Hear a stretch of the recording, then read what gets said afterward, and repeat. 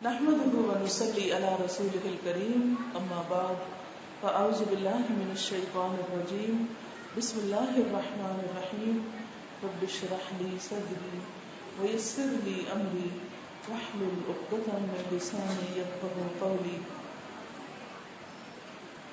الحمدللہ کہ رمضان کی آمد ہے اور آپ سب ذہنی طور پر اپنے پورے احساسات اور جذبات کے ساتھ رمضان کی تیاری میں مصروف ہوں گی. اللہ تعالی ہمارا یہ رمضان پہلے تمام رمضانوں سے بہتر کر دے. اس کے لیے جہاں ہمیں ایک طرف کوشش کرنی ہے وہاں دوسری طرف ہمیں اللہ تعالیٰ سے دعا بھی مانگنی ہے کہ اللہ تعالیٰ ہمارے لیے اس مرحلے کو آسان فرما دے. سب کے پاس کتاب ہے الحمدللہ. تو پہلی بات تو آپ یہ یاد رکھیے کہ رمضان جو ہے وہ ایک تبدیلی کا مہینہ ہے. رمضان نے ایک پوری تاریخ تبدیل کی تھی. کیسے؟ رمضان میں قرآن مجید نازل ہوا اور قرآن مجید نے انسانوں کا ذہن تبدیل کیا، ان کی سوچ تبدیل کی، ان کے عمل تبدیل کیے، ان کی زندگی کا رخ بدل دیا. اس کے بعد 2 ہجری میں جب جنگ بدر ہوئی تو وہ کس موقع پر تھی؟ کس مہینے میں؟ رمضان کے مہینے میں. اور آپ کو معلوم ہے کہ جس دن جنگ بدر ہوئی تھی اس دن کو کیا کہا جاتا ہے؟ یوم الفرقان، حق اور باطل کے درمیان فرق کرنے والا دن. وہ اللہ کی نشانیوں میں سے ایک بہت بڑی نشانی تھا وہ دن کہ جس میں بہت تھوڑی تعداد میں مسلمان ایک بڑے گروہ پر غالب آ گئے تھے اور کفار کے بڑے بڑے سردار مارے گئے تھے. ایک بہت بڑی فتح تھی. اس سے ایک بہت بڑی تبدیلی آئی. مسلمانوں کے وجود کو ریکگنائز کر لیا گیا، اس کو تسلیم کر لیا گیا. یہ ایک بہت بڑی تبدیلی تھی. اس کے بعد مکہ کا فتح ہوا رمضان میں. تو مکہ کے فتح ہونے سے جزیرۃ العرب میں اور اس کے باہر ایک بہت بڑی تبدیلی آئی. تاریخ کا دھارا پھر گیا. تو یہ وہ مہینہ ہے جس نے تاریخ بدل دی انسانوں کی. ان کو شرک سے، جہالت سے، طرح طرح کی گمراہیوں سے نکال کر کیا عطا کیا؟ توحید کی روشنی عطا کی اور ان کو ایک نئی زندگی عطا کی. کیونکہ کفر کو موت سے تشبیہ دی گئی اور اسلام کو زندگی سے تشبیہ دی گئی. تو اسلام لوگوں کے پاس نبی صلی اللہ علیہ وسلم کے ذریعے ایک کامل دین کی شکل میں آیا. اللہ تعالیٰ نے اسلام کو اپنی نعمت کہا. تو اس کا آغاز بھی رمضان سے ہوا. اور پھر جب مکہ فتح ہو گیا، نبی صلی اللہ علیہ وسلم دوبارہ فاتح کی حیثیت سے مکہ میں داخل ہو گئے، اسلام حقیقی معنوں میں اسٹیبلش ہو گیا. تو اس سے کیا ہوا؟ ایک اور بہت بڑی تبدیلی آ گئی، انڈیویجول لیول پر بھی اور اجتماعی طور پر بھی. ہم نے اس رمضان میں اپنے ساتھ کیا عہد کرنا ہے کہ ہم نے اپنے اندر تبدیلی لانی ہے انشاءاللہ. ٹھیک ہے نا؟ کہ ہم نے اس رمضان میں اپنا ایک گول رکھنا ہے، اپنا ایک ہدف رکھنا ہے، ایک ٹارگٹ رکھنا ہے اور اپنے لیے ایک مقصد رکھنا ہے. اور وہ مقصد کیا ہے؟ کہ ہم نے اپنے اندر تبدیلی لانی ہے. یہ نہیں کہ جو کچھ ہم آج کر رہے ہیں اور جیسی زندگی آج بسر کر رہے ہیں اور رمضان آئے اور چلا جائے اور ہمارے اندر کوئی بھی تبدیلی نہ آئے.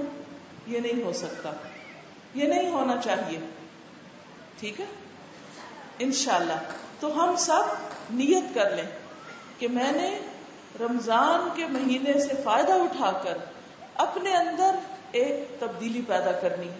میں نے اپنی زندگی کا رخ اللہ کی طرف موڑ لینا ہے. میں نے اپنے آپ کو دنیا کی محبت سے نکال کر اللہ کی محبت کا خوگر بنانا ہے. اور میں نے غلط کام چھوڑ کر نیک کاموں کو ان کی جگہ پر اپنی زندگی میں لانا ہے. تو اللہ کرے کہ ہمارے لیے رمضان کا مہینہ تبدیلی کا مہینہ بن جائے. اللہ کرے کہ ہمارے دل تبدیل ہو جائیں, ہمارے دلوں کے اندر سے ہر قسم کی نفرتیں, عداوتیں, بغض, حسد اور دوسرے انسانوں کے خلاف جو میل کچیل ہے وہ نکل جائے اور ہمارے نفس کا تزکیہ ہو جائے.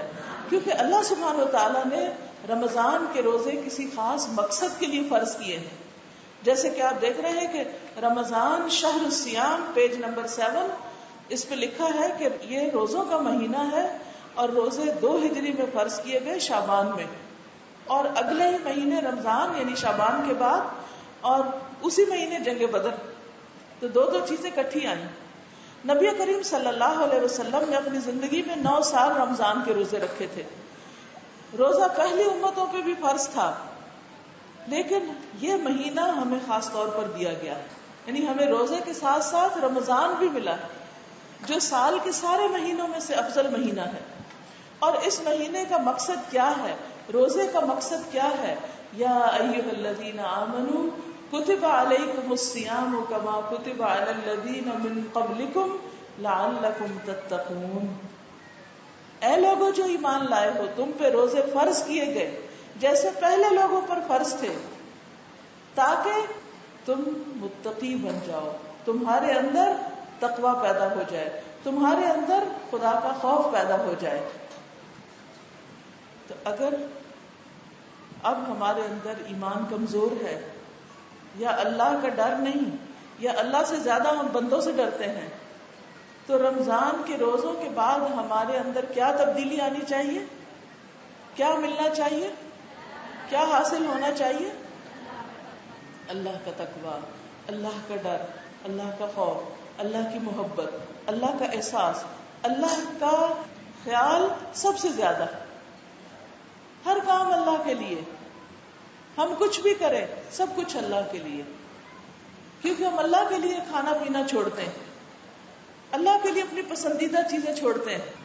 تو اب آپ دیکھیں کہ رمضان میں اگر حلال کھانا پینا منع ہے تو کیا حرام کھانا جائز ہوگا؟ رشوت لینا جائز ہوگا؟ روزے کی حالت میں رشوت لے سکتے ہیں؟ روزے کی حالت میں کسی بھی قسم کے حرام کام کر کے کمائی کر سکتے ہیں؟ نہیں. اسی طرح آپ دیکھیں کہ اگر رمضان میں شوہر اور بیوی جن کا نکاح ہو چکا ہے, جو ایک دوسرے کے لیے حلال ہیں, ان کے لیے بھی دن کو آپس میں ایک دوسرے سے کسی قسم کا جسمانی تعلق قائم کرنا کیا ہے؟ حرام ہے. تو آپ کا کیا خیال ہے کہ پھر کسی قسم کا کوئی ناجائز تعلق, زنا, حلال ہو سکتا ہے؟ وہ بھی حرام ہے. تو جب حلال چھوڑ سکتے ہیں تو لوگوں کو حرام بھی چھوڑ دینا چاہیے. یہ مہینہ اسی مقصد کے لیے آیا ہے کہ پورا مہینہ روزہ رکھ کے انسان سوچتا ہے کہ میں نے کوئی ایسا کام نہیں کرنا کہ میرا روزہ خراب ہو. پانی کا ایک قطرہ اندر نہیں جانے دیتے, حالانکہ پانی حلال ہے. تو شراب کیسے پی سکتے ہیں کہ کوئی کہے کہ روزہ کھول کے میں شراب پی لوں ذرا؟ پی سکتے ہیں؟ نہیں پی سکتے. اگر روزے کی حالت میں اللہ نے پانی پینا منع کیا ہے تو روزہ کھول کر حرام پینا بھی منع ہے. اسی طرح اگر روزے کی حالت میں میاں بیوی کا تعلق منع ہے تو روزہ کھول کر یا رمضان کے بعد شوہر کا یا بیوی کا یا کسی لڑکے یا لڑکی کا کسی ناجائز تعلق کے ساتھ کوئی تعلق, وہ بھی حرام ہے. لیکن ہم کھانا پینا کس کے ڈر سے چھوڑتے ہیں؟ اللہ کے ڈر سے. اسی طرح حرام کھانا بھی اللہ کے ڈر سے چھوڑنا چاہیے. کوئی بھی کام اللہ کے ڈر سے کرنا چاہیے. کیوں؟ اس لیے کہ عام طور پر ہم جب کوئی اچھا کام کرنے لگتے ہیں تو دل میں یہ خیال شیطان ڈالتا ہے کہ لوگ بڑی تمہاری تعریف کریں گے, لوگوں کی نظر میں تم بڑے اچھے بن جاؤ گے. اور اگر کوئی برا کام چھوڑنا ہو تو عام طور پہ کیا کہتے ہیں لوگ؟ ہائے لوگ کیا کہیں گے, یہ کیا کرتا ہے, لوگوں کے لیے. تو گویا ہم نے خدا بنا رکھا ہے کس کو؟ لوگوں کو. ان سے ڈرتے ہیں یا ان کی تعریف حاصل کرنے کے لیے یا ان کی نظروں میں اچھا بننے کے لیے ہم اچھے کام کرتے رہتے ہیں. جبکہ ایسے کام پھر اللہ کو پسند نہیں. یہ تو دھوکہ دینے والی بات ہے نا کہ ہم کہیں کہ میں اللہ کے لیے نماز پڑھ رہی ہوں، لیکن دل کے اندر کیا ہو کہ لوگ کہیں بڑی نمازیں پڑھتی. اگر ہم نے 4 نفل پڑھ ہی لیے تو لوگوں کو بتانے کا کیا مقصد ہے؟ کیا آج ہم نے 100 نفل پڑھے، آج ہم نے 20 نفل پڑھے؟ اس طرح کی باتیں اپنی نیکی کی اور اپنے تقوی کی مشہور نہیں کرنی چاہیے. جب ہم نے اللہ کے لیے کام کیا تو پھر لوگوں کو بتانے کا کیا مقصد، سوائے اس کے کہ اگر آپ نے کسی کو کوئی شوق دلانا ہے، اگر کوئی کہے میں نہیں کر سکتا تو آپ کہ نہیں کر سکتے ہیں، میں بھی کر رہی ہوں، دیکھو اتنا مشکل نہیں ہے، ہو جاتا ہے سارا کچھ. اس وقت اگر آپ نے بتایا تو اس وقت یہ نیت نہیں ہوگی کہ آپ اپنی بڑائی جتا رہے ہیں. اس وقت کیا نیت ہوگی کہ اس کو شوق دلا رہے ہیں، اٹھو بیٹا میں کر رہی ہوں تم بھی کر لو. وہ کہ نہیں اماں یہ مشکل ہے، نہیں نہیں بیٹا مشکل نہیں، دیکھو کر رہے ہیں نا سارے کر رہے ہیں تم بھی کرو. یہ ایک اور بات ہے، یہ سکھانے کی غرض سے ہے. پھر اسی طرح یہ ہے کہ جب انسان کے اندر تقویٰ آتا ہے تو انسان ایک مختلف انسان بن جاتا ہے. اس کو لوگوں کی باتوں کی پرواہ نہیں رہتی، اس کو لوگوں کے لیے کچھ بننے سنورنے کی ضرورت نہیں رہتی کہ وہ اپنے آپ کو نیک بن کے دکھائے اور مصنوعی اخلاق قائم کرے. پھر اس کے اندر ایک حقیقی اخلاق پیدا ہوتا ہے. تو روزے کے بہت سے فائدے ہیں. کچھ فائدے ہمیں حدیث میں بھی ملتے ہیں. یاد دہانی کے لیے حضرت ابو امامہ رضی اللہ تعالیٰ عنہ نے حضور صلی اللہ علیہ وسلم سے ایک ایسے عمل کے بارے میں سوال کیا کہ کوئی ایسا عمل بتائیں کہ جس کو کر کے میں جنت میں چلا جاؤں. آپ کے دل میں یہ خیال آتا؟ آپ کو اس کا شوق ہے کیا کہ کاش کوئی عمل پتہ چلے کہ میں کروں تو مجھے جنت مل جائے، کوئی جنت کا ٹکٹ ہاتھ آ جائے. ٹکٹ پیسوں سے خریدتے ہیں نا، یعنی اس پر آپ کا کچھ لگتا ہے. تو اسی طرح جنت کی بھی بہت بڑی قیمت ہے. تو انسان سوچتا ہے وہ اتنا بڑا گھر، کون سی چیز ہو کہ میں اسے لے سکوں. دنیا میں کچھ عورتوں کو تو گھر کا بڑا شوق ہوتا ہے، اور پھر یہ کہ گھر بڑا ہو، اتنے کمرے ہوں، اس علاقے میں ہو، ایسا فرنیچر ہو، ایسے پردے ہوں، ایسے گارڈن ہو، فلاں، کتنی باتیں ہم کرتے ہیں. اور ہر عورت اس طرح کے گھروں کے خواب دیکھتی رہتی کہ میرا گھر ایسا ہو. کہیں سے بھی ہم دیکھتے ہیں نا کہ اچھے اچھے رنگین گھر بنے تو ہم ضرور رک کے دیکھتے ہیں اچھا کیسا گھر بنا ہے، اچھا ہم بھی بنائیں گے نا تو ایسے دروازے لگائیں گے، ہم بنائیں گے تو ایسا نقشہ بنائیں گے. یہ ساری سوچیں ہم سوچتے رہتے ہیں. لیکن جس کو یہ پتا ہو کہ یہ گھر تو چھوڑ کے ہی جانے ہیں، اصل گھر تو جنت ہے، تو اس کا شوق لگ جاتا ہے کہ کوئی کام پتہ چل جائے کہ جنت میں جاؤں. تو ایسے ہی ایک صحابی نے اللہ کے رسول صلی اللہ علیہ وسلم سے پوچھا کہ کوئی ایسا کام بتائیں کہ میں جنت میں چلا جاؤں. آپ نے فرمایا روزے کو پکڑ لو، روزہ رکھو.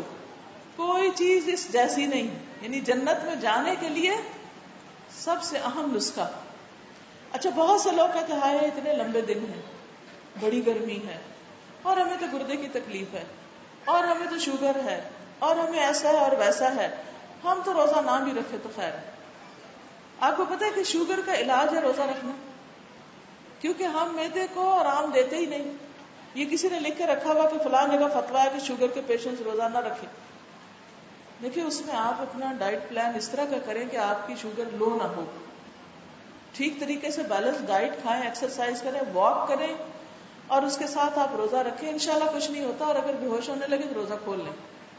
لیکن تجربہ کیے بغیر روزہ نہ چھوڑیں، تجربہ کرنا چاہیے. یہ نہیں پہلے سے ڈر کے بیٹھ جائیں. جب روزہ مشکل لگنے لگے تو سوچیں کہ روزے جیسی کوئی چیز نہیں جو جنت میں لے جا سکے. تو انشاءاللہ آپ کو روزہ مشکل نہیں لگے گا. پھر آپ دیکھیں کہ اگلے صفحے پر ہے پیج 8 پر، روزے کی جزا خود اللہ تعالیٰ دیں گے. رسول اللہ صلی اللہ علیہ وسلم نے فرمایا کہ اللہ تعالیٰ فرماتا ہے کل عمل ابن آدم لہو الا الصیام فانہ لی وانا اجزی بہ، کہ ابن آدم کے تمام اعمال اس کے لیے ہیں سوائے روزے کے، بے شک وہ میرے لیے ہے اور میں خود اس کا بدلہ دوں گا، میں خود اس کا بدلہ دوں گا. اور آپ دیکھیں کہ جب ایک انسان کسی عام انسان کے لیے مزدوری کرتا ہے نا، کسی غریب کے لیے مزدوری کرتا ہے تو اس کو کتنا ملتا ہے؟ تھوڑا سا ملتا ہے. وہ کہتا ہے دیکھو میرے پاس خود اتنی گنجائش نہیں، تم مجھے سستا کام کر دو. تو وہ کہتا ہے اچھا چلو ٹھیک ہے. اور کام کرنے والا بھی ایسا تیسا کرتا ہے کہ اس نے کیا دینا مجھے. جب انسان کسی بڑے انسان کے لیے کام کرتا ہے تو اس کو پتا ہوتا ہے کہ یہاں سے زیادہ ملنا ہے کیونکہ اس کے پاس زیادہ ہے، تو وہ اور اچھی طرح کام کرتا ہے کہ اس کو خوش کروں تاکہ مجھے زیادہ بدلہ ملے. ہم اللہ تعالیٰ کو بندوں کے ساتھ نہیں تشبیہ دے سکتے، لیکن صرف سمجھانے کے لیے ایک بات کی ہے کہ تھوڑی دیر کے لیے آپ سوچیں کہ اللہ سبحانہ و تعالیٰ کے پاس کتنے خزانے، کتنا بڑا ہے ہمارا رب. سوچ سکتے ہیں؟ ہمارے تصور میں بھی نہیں آ سکتا. سارے جن و انس مل کر بھی اس کی عبادت کریں تو اس کا حق ادا نہیں ہوتا. اس وقت دنیا میں ہم کیا، دنیا کی کوئی بھی مخلوق اس کو دیکھنے کا ارادہ نہیں رکھتی. اس کے خزانے، اس کے لشکر اتنے وسیع ہیں کہ کوئی اندازہ نہیں کر سکتا. مثلاً آپ دیکھیں کہ دنیا میں بھی کتنی خالی زمین پڑی، اگر سارے انسانوں کو بھی بانٹ دی جائے پھر بھی بچ جائے. اور زمین تو ایک چھوٹی سی چیز ہے اتنے بڑے ستاروں سیاروں کے مقابلے میں. جتنے ایک ایک پلانٹ ہے اس کی جتنی تعداد ہے، سمندر کے کنارے جو ریت ہے نا ان کے ذروں جتنی بے شمار. یعنی آپ کا فگر یا ہندسہ ختم ہو جائے لیکن اللہ سبحانہ وتعالیٰ کی جو بادشاہت ہے اور جو وسعت ہے اس کے کائنات کی، وہ کہیں ختم نہیں ہوتی. اگر ہر بندے کو وہ ایک ایک پلانٹ بھی دے دے تب بھی پلانٹ بچ جائیں گے. اسی لیے کہتے ہیں نا کہ اللہ کی جنت کی طرف بھاگو جس کی وسعت آسمان و زمین برابر ہے. تو ہر بندے کو اگر وہ یعنی پوری جتنی ہماری زمین ہے ساری کی ساری، صرف گجرانوالہ نہیں ہے، صرف پاکستان نہیں، پوری دنیا اگر ایک بندے کو دے دے تو وہ بھی تھوڑی ہے، اس سے بھی کہیں زیادہ اللہ کے پاس. تو اللہ تعالیٰ فرماتے ہیں کہ جب بندہ میرے لیے روزہ رکھتا ہے، دکھاوے کے لیے نہیں، اللہ کے لیے، تو اللہ تعالیٰ اس کو خود جزا دیں گے. باقی عملوں کی جزا بتائی کہ ایک کے بدلے میں 10 اور ایک کے بدلے میں 70 یا 700، لیکن روزے کا بدلہ کتنا ہے وہ گنا نہیں جا سکتا. وہ اتنا زیادہ ہے. ہر چیز کو آپ گن سکتے ہیں لیکن روزے کے بدلے کو آپ نہیں گن سکتے. تو اللہ تعالیٰ نے وہ بتایا ہی نہیں، وہ چھپا کے رکھا، کیونکہ روزہ خود ایک چھپی ہوئی عبادت ہے. مثلاً آج میں روزے سے ہوں یا نہیں آپ کو کیا پتا. اگر میں چھپکے سے کہیں جا کے پانی پی لوں، کچھ کھا لوں، کسی کو کیا خبر. بعض اوقات جب آپ لوگوں نے روزہ نہیں رکھنا ہوتا تو آپ کیا پریٹینڈ کرتے ہیں گھر میں، اپنے بھائیوں کے سامنے، باپوں کے سامنے کیا شو کرتے ہیں؟ کچھ کھاتے ہیں نہیں. وہ سمجھتے ہیں کہ آپ روزے سے ہیں، حالانکہ آپ روزے سے نہیں ہوتے. تو روزے کا پتہ صرف اللہ کو، اس کی جزا بھی صرف اللہ کو پتا ہے. اس نے اپنے پیغمبر کو بھی نہیں بتائی میں کتنی جزا دوں گا. اتنا بڑا انعام. دنیا میں ہم جب کسی کو خوش کرنا چاہتے ہیں نا تو کہتے ہیں تمہارے لیے ایک چیز ہے میرے پاس. کہتے کیا چیز؟ کہتے میں نے چھپا کے رکھی ہوئی ہے. مائیں عام طور پر بچوں کے لیے چیزیں چھپا کے رکھتی ہیں کہ چھپا کے رکھی ہوئی ہے. وہ اس کو ڈھونڈنے لگ جاتا ہے، پیچھے پڑ جاتا ہے کہ مجھے ابھی مل جائے. اور پھر انسان اس خوشی میں کہ میرے لیے ایک انعام ہے، ایک گفٹ ہے، ایک سرپرائز ہے، وہ زیادہ سے زیادہ اچھے کام کرتا ہے اور خوشی سے کرتا ہے. اگر ہمیں یقین ہے اللہ کی بات پر کہ اللہ کا انعام بہت بڑا ہے، اگر ہمیں یقین ہے کہ اس نے یہ چھپا کر رکھا ہوا ہے ہمارے لیے اور وہ خود دے گا، اپنے ہاتھ سے دے گا، تو ہمارا روزہ پھر کیسا ہونا چاہیے؟ شوق سے ہونا چاہیے نا، خوشی سے ہونا چاہیے. اس روزے کو ہم یہ نہیں کہہ سکتے ہیں آج تو بڑا روزہ لگ رہا ہے. یہ کیا ہے؟ شکوہ. کس کا؟ اللہ کا. کہ اللہ تعالیٰ کیوں آپ نے ہمیں اتنی مشکل میں ڈالا ہوا ہے. بندے کو یہ زیب نہیں دیتا، اس لیے ڈالا ہوا کہ آپ کو بہت بڑا انعام دے اور آپ کو ٹیسٹ کریں. تو جس شخص کو اللہ کے وعدوں پر یقین ہے اور جو شخص اللہ سے جزا چاہتا ہے اور چھپی ہوئی جزا چاہتا ہے تو اس کو کیا کرنا چاہیے؟ شوق سے روزے رکھنے چاہیے، خوشی خوشی روزے رکھنے چاہیے. اور صرف رمضان کے نہیں، رمضان کے بعد شوال کے بھی رکھنے چاہیے. اور صرف شوال کے نہیں، ہر مہینے کے بھی 3 روزے رکھنے چاہیے. اور اگر 3 نہ رکھ سکے تو ہفتے کے 2 روزے سوموار اور جمعرات کے رکھ لینے چاہیے. اور اگر ان میں سے کوئی یاد نہ رہے تو جب بھی موقع ہو، جب بھی دل چاہے روزہ رکھ لیں، کیونکہ اس کی بہت بڑی جزا ہے اللہ کے پاس. پھر یہ کہ روزہ 3 طرح کا ہوتا ہے. ایک ہوتا ہے عام روزہ. عام روزہ کیا ہوتا ہے؟ کھانا پینا چھوڑنا، جنسی خواہشات کی تکمیل چھوڑنا. دوسرا ہوتا ہے خاص روزہ، جس میں انسان صرف منہ کا روزہ نہیں رکھتا، پیٹ کا روزہ نہیں رکھتا، آنکھ کا بھی رکھتا ہے، کان کا بھی رکھتا ہے، زبان کا بھی رکھتا ہے. اس کا کیا مطلب ہے زبان کا روزہ؟ کہ زبان سے کوئی ایسی بات نہیں نکالتا کہ جس سے دوسروں کو تکلیف ہو، یا یہ کہ کوئی جھوٹ یا چغلی یا غیبت یا اس طرح کی بری باتیں.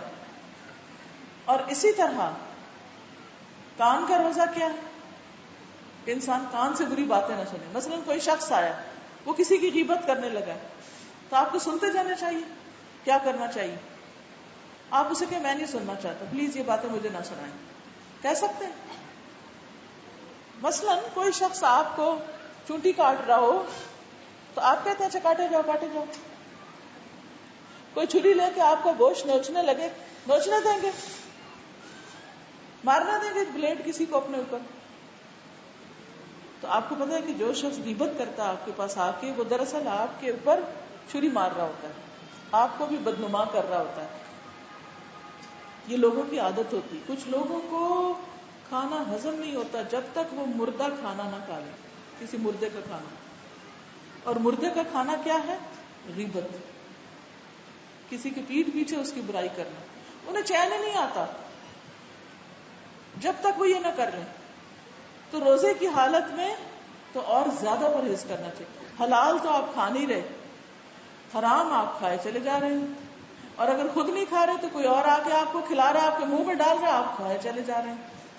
تو سمجھے جب کوئی بری بات کرنے لگے تو آپ کہ پلیز مجھے نہیں چھری مارو، مجھے نہیں تنگ کرو. کہتے ہیں اپنے بہن بھائیوں کو، کہتے ہیں مجھے نہ تنگ کرو، مجھے نہ ستاؤ، میں نے نہیں کھانا. یہ جو غیبت کرنے آیا نا، وہ آپ کو مردے کا گوشت کھلانے آیا کہ میں کھا رہا ہوں تم بھی کھا لو. آپ اسے کہہ سکتے ہیں مجھے نہیں کھانا. آپ کو کون سی چیز پسند نہیں؟ کھانے میں کوئی چیز ہوتی ہے نا آپ نہیں کھاتے، تو جب کوئی اصرار کرے تو آپ کیا کہتے ہیں؟ مثلا آپ اپنے بچوں کو کچھ کھلانے لگتے ہیں، وہ کیا کرتے ہیں؟ آگے سے منہ بند، میں نے نہیں کھانا. تو اسی طرح جب کوئی غیبت کرے یا کوئی آپ کے اندر ایسی بات آئے کہ غلط بیانی کرنے لگے، ایگزیجریشن کرنے لگے یا کچھ اور، تو کیا کریں؟ میں نے نہیں کھانا، میں نہیں کھانا. فوراً اس وقت امیجن کیا کریں کہ کوئی مردے کا گوشت ہے کہیں پڑا ہوا. کتنی گندی اسمیل آتی. کبھی آپ نے دیکھا گھر میں کوئی چوہا مر جائے اور آپ کو پتا نہ چلے کدھر مرا ہوا ہے، اسمیل آتی کیسی؟ بہت گندی. تو ایسا تو نہیں کرتے کہ اگر وہ نظر آ جائے تو اٹھا کے کھانے لگ جائیں کہ میں اسے ختم کر دوں؟ کریں گے؟ کہیں کوئی جانور مرا نا، سڑک پہ جاتے ہیں وہ نظر آ جائے نا تو آنکھیں بند کر لیتے ہیں. کرتے ہیں نا؟ سڑکوں پہ سفر کرتے ہوئے آپ نے دیکھا ہوگا کوئی کتا مرا ہوتا ہے، کوئی بلی مری ہوتی ہے، کوئی اور پتہ نہیں کیا چیزیں آ جاتی ہیں گاڑیوں کے نیچے، تو ان کے بیچاروں کا حال خراب ہوتا ہے. تو جب اس کے پاس سے گزرتے ہیں فوراً منہ پھیر لیتے ہیں، آنکھیں بند کر لیتے ہیں، توبہ ہم نے نہیں دیکھنا. اسی طرح روزے کی حالت میں گندی فلمیں دیکھ سکتے ہیں؟ کیسے آنکھیں بند کرنی چاہیے اس سے؟ گندی تصویریں دیکھنی چاہیے؟ حرام تصویریں دیکھ سکتے ہیں؟ نہیں. اسی طرح آپ نے دیکھا ہوگا کہ بعض اوقات کوئی ایسی مشین چلتی ہے جس کا شور آپ کو بہت کانوں کو برا لگتا ہے، کہتے میں نہیں سننا، یہ اپنے کان بند کرنے لگتے. بعض اوقات جہاز بہت قریب سے اوپر سے گزرتا ہے، آپ کیا کرتے ہیں؟ کان بند کر لیتے ہیں. لیکن کتنے افسوس کی بات ہے، بعض لوگ روزہ رکھ کے میوزک سنتے چلے جاتے ہیں، سنتے جاتے ہیں، ان کو پرواہ نہیں ہوتی. آپ کہیں میں نے نہیں سننا، میں نے نہیں کھانا، میں نے نہیں دیکھنا. یہ گندی چیزیں ہیں. جب تک یہ کراہت نہیں آئے گی، جب تک ان چیزوں کی نفرت نہیں آئے گی دل میں، اس وقت تک ہم ان کو نہیں چھوڑ سکتے. تو خاص روزہ اس کا ہوتا ہے جو ان چیزوں کو بھی چھوڑ دیتا ہے. اور ایک اور ہے خاص الخاص، خاص کا بھی خاص. اور وہ کیا ہے کہ اللہ تعالیٰ سے دور کرنے والے سارے خیالات سے اپنے آپ کو پاک کرنا اور اس کی یاد کے سوا ہر چیز سے رک جانا. کہ رمضان میں سب سے زیادہ کیا کرنا ہے اللہ کو یاد کرنا ہے سب سے زیادہ.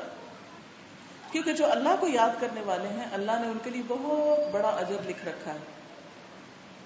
عام دنوں میں ہم اللہ کو یاد کرتے ہیں, تسبیح بھی پڑھتے رہتے ہیں بعض اوقات, لیکن وہ اللہ کو اندر کوئی نہیں یاد کر رہے ہوتے. تسبیح پڑھ رہے ہوتے پھر بھی اللہ کو نہیں یاد کرتے. کبھی آپ کے ساتھ ہوا؟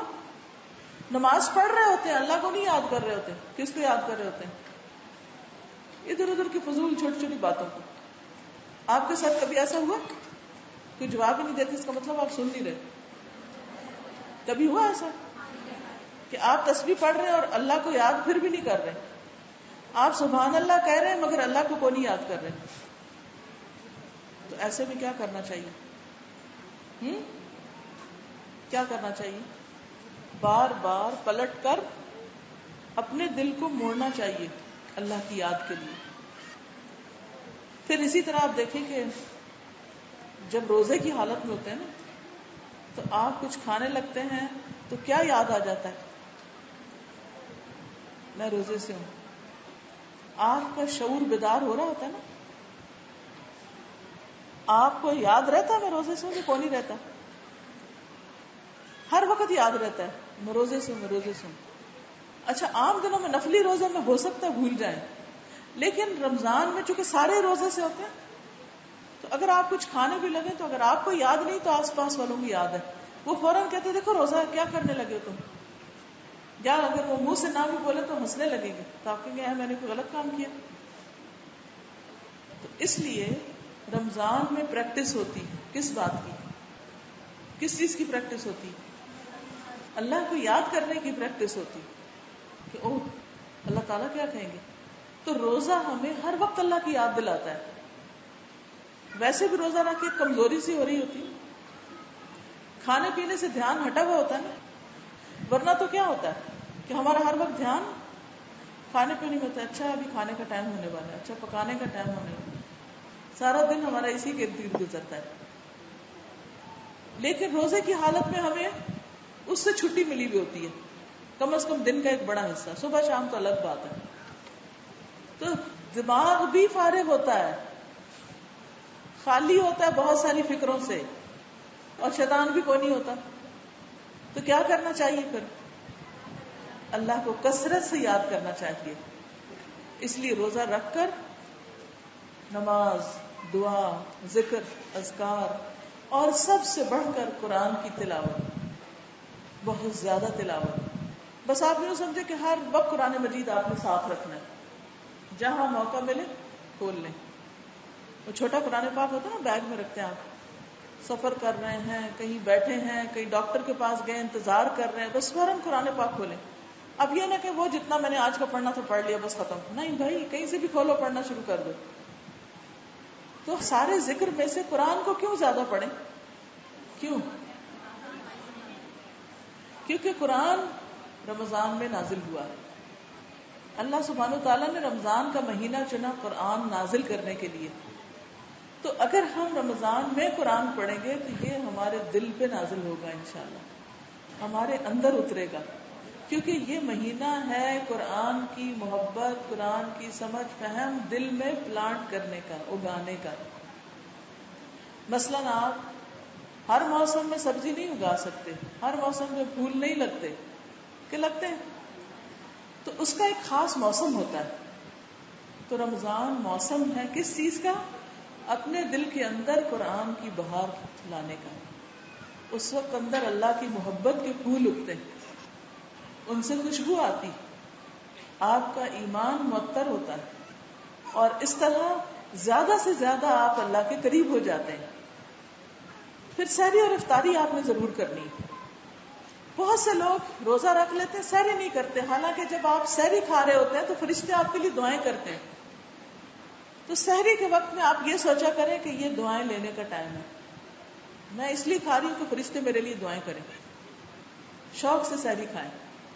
ہمارے دین میں کھانا چھوڑنا اور بالکل چھوڑ دینا پسندیدہ نہیں, اعتدال کے ساتھ کھانا چاہیے, لیکن کسی کھانے کی اتنی تاکید نہیں کی گئی جتنی سحری کھانے کی تاکید کی گئی ہے. تو پھر آپ کو کیا کرنا ہے؟ سحری کھانی ہے انشاءاللہ، اور شوق سے کھانی. اس وقت بگڑنا نہیں، میرا نہیں دل کر رہا، میں نہیں سحری کھا سکتی، میں بس ایسے ہی روزہ رکھوں. نہیں، اور کچھ نہیں تو کھجور ہی کھا لیں، چاکلیٹ نہیں، کھجور. پانی پی لیں، لیکن سحری سنت سمجھ کے کھائیں کہ نبی صلی اللہ علیہ وسلم نے اس کی بہت تلقین کی ہے. پھر اسی طرح افطار جو ہے وہ بھی جلدی کرنی چاہیے، تاخیر نہیں کرنی چاہیے. اور افطار میں پھر آپ کیا کریں؟ پھر کھجور سے روزہ افطار کریں. تازہ کھجور سے آپ افطار کرتے تھے، آج کل تو تازہ کھجوریں ہیں، موسم اچھا ہے تو آپ دوسری کھجور سے بھی کر سکتے ہیں. پانی پی سکتے ہیں، لیکن نبی صلی اللہ علیہ وسلم گلاس میں گلاس نہیں اس وقت پانی پیتے تھے، چند گھونٹ پیتے تھے. یہ آپ کی سنت ہے. جب سارا دن معدہ خالی ہوتا ہے نا تو اس کو ایک دم پانی سے نہیں بھرنا چاہیے، وہ نقصان دہ ہوتا ہے.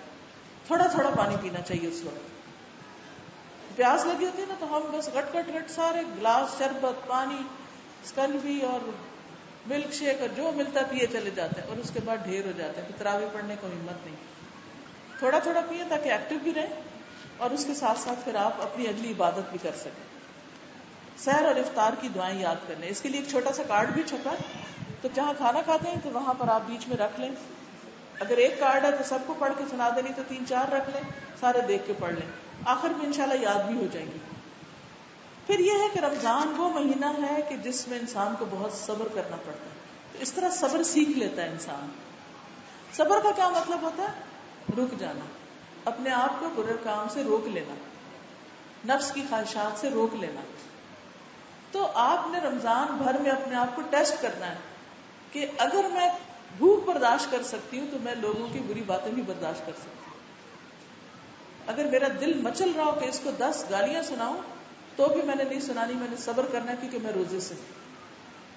تو حدیث میں آتا نا کہ اگر کوئی تم سے لڑے یا جھگڑا کرے تو تم کیا کہو آگے سے؟ میں روزے سے ہوں. میں لڑائی نہیں کر سکتا کیونکہ میں روزے سے ہوں. اسی طرح یہ ہے کہ رمضان میں آپ نے خوب خوب دعائیں کرنی، کیونکہ رمضان دعاؤں کا مہینہ ہے. ہم سب چاہتے ہیں کہ ہماری دعائیں قبول کی جائیں. تو پیج 21 نکالیں، 21 صفحہ. جب اللہ سبحانہ و تعالیٰ نے قرآن مجید میں رمضان کے روزوں کا ذکر کیا تو بیچ میں ہی دعا کا بھی ذکر کیا. وَإِذَا سَأَلَكَ عِبَادِي عَنِّي فَإِنِّي قَرِيبٌ أُجِيبُ دَعْوَةَ الدَّاعِ إِذَا دَعَانِ فَلْيَسْتَجِيبُوا لِي وَلْيُؤْمِنُوا بِي لَعَلَّهُمْ يَرْشُدُونَ. جب میرے بندے میرے بارے میں آپ سے پوچھیں تو آپ کہہ دیں کہ میں قریب ہوں، میں پکارنے والے کی پکار کا جواب دیتا ہوں. دنیا میں تو کئی دفعہ ایسا ہوتا ہے نا، آپ کسی کو پکارتے ہیں، بات سنو، وہ سنی انسنی کر دیتے. آپ پھر کہتے ہیں، زور سے کہتے ہیں بات سنو، وہ پھر سنی انسنی کر دیتے، جواب ہی نہیں دیتے. آپ لوگوں کو سلام کرتے ہیں، وہ جواب ہی نہیں دیتے. لیکن اللہ سبحانہ وتعالیٰ ایسے نہیں کرتے.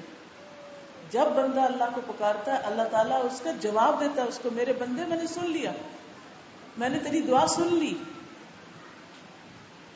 تو اللہ تعالیٰ فرماتے ہیں کہ اس لیے وہ یقین کر کے دعائیں مانگے، اور جب بھی مجھے پکارے میں سنتا ہوں. فَلْيَسْتَجِيبُوا لِي، چاہیے کہ وہ بھی میری بات مانیں. وَلْيُؤْمِنُوا بِي، چاہیے کہ مجھ پر ایمان لائیں.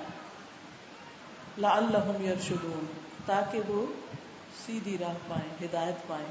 تو رمضان میں کثرت سے دعائیں کرنی چاہیے کیونکہ اس میں قبولیت دعا کے بہت اہم مواقع ہیں. روزہ دار کی دعا قبول کی جاتی ہے، جیسا کہ حضرت انس بن مالک سے روایت ہے کہ رسول اللہ صلی اللہ علیہ وسلم نے فرمایا، ثلاث دعوات لا ترد، دعوت الوالد ودعوت الصائم ودعوت المسافر. 3 آدمیوں کی دعا رد نہیں کی جاتی، باپ کی دعا یعنی اپنی اولاد کے لیے، روزہ دار کی دعا اور مسافر کی دعا. تو سفر میں ہو تب بھی دعائیں کریں، روزہ رکھا ہوا ہو پھر بھی دعائیں کریں، اور ماں باپ کے لیے لازم ہے کہ اپنے بچوں کے لیے بھی دعائیں کریں، ان کی دعائیں قبول ہوتی. ایک اور روایت میں ہے، حضرت ابو سعید خدری سے روایت ہے کہ رسول اللہ صلی اللہ علیہ وسلم نے فرمایا، ان للہ تبارک و تعالی اتقاء فی کل یوم و لیلۃ یعنی فی رمضان وَإِنَّ لِكُلِّ مُسْلِمٍ فِي كُلِّ يَوْمٍ وَلَيْلَةٍ دَعْوَةٌ مُسْتَجَابَةٌ صحیح الترغیب والترہیب۔ بے شک اللہ تعالیٰ ماہ رمضان کے ہر دن اور رات میں لوگوں کو جہنم سے آزاد کرتے ہیں، جیسے جیل سے قیدی آزاد کیے جاتے ہیں نا، اسی طرح رمضان میں بہت سے لوگ جو جہنم جن کے نام کے ساتھ لکھا جا چکا ہوتا ہے کہ انہوں نے دوزخ میں جانا ہے، ان کو اللہ تعالیٰ آزاد کرتے ہیں، ان کو بخش دیتے ہیں۔ اور رمضان کے ہر دن رات میں ہر مسلمان کے لیے ایک ایسی دعا ہے جسے قبولیت سے نوازا جاتا ہے، یعنی روزانہ دعا قبول ہوتی۔ افطاری کا وقت دعاؤں کی قبولیت کا وقت ہے۔ حضرت عبداللہ بن عمرو بن العاص سے روایت ہے کہ رسول اللہ صلی اللہ علیہ وسلم نے فرمایا، ان للصائم عند فطره لدعوة ما ترد، صحیح مستدرک حاکم۔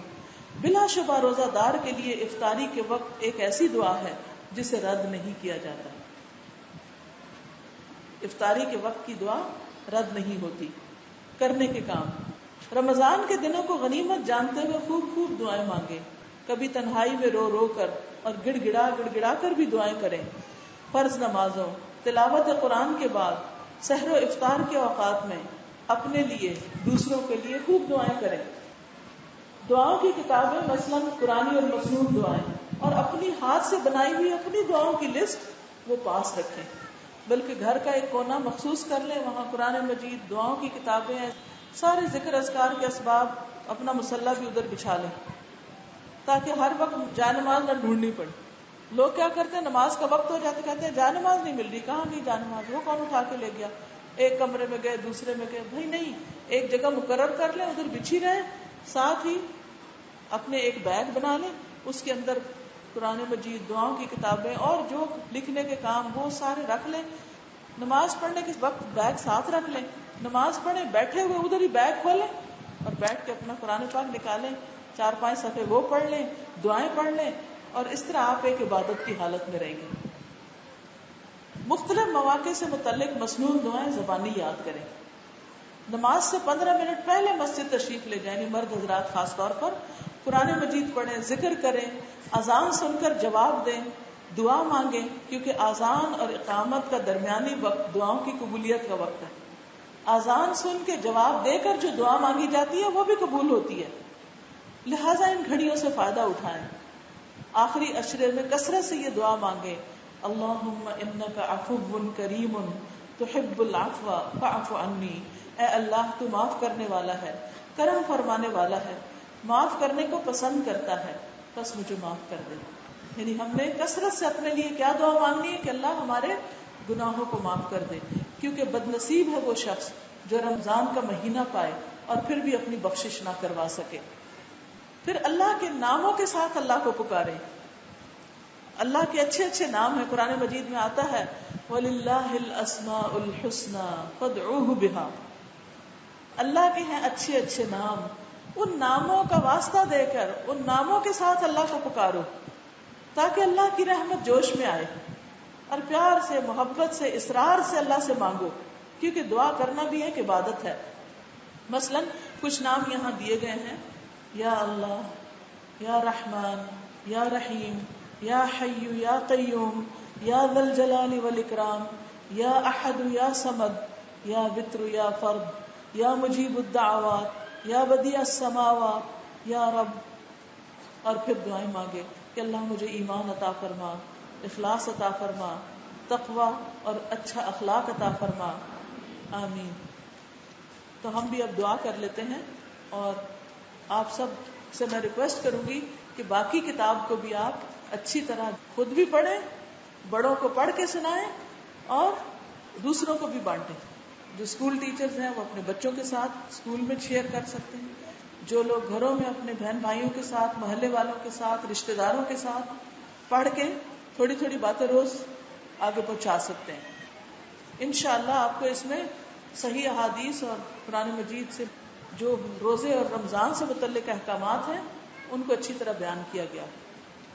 دیکھیے، آپ رمضان میں عید کے موقع پر دوسروں کو تحفے دیتے ہیں، ٹھیک ہے، آپ ان کو کھجوریں بھیجیں، آپ ان کو افطاریاں بنا کے بھیجیں، آپ ان کو جوڑے بھیجیں، لیکن ساتھ کیا بھیجیں؟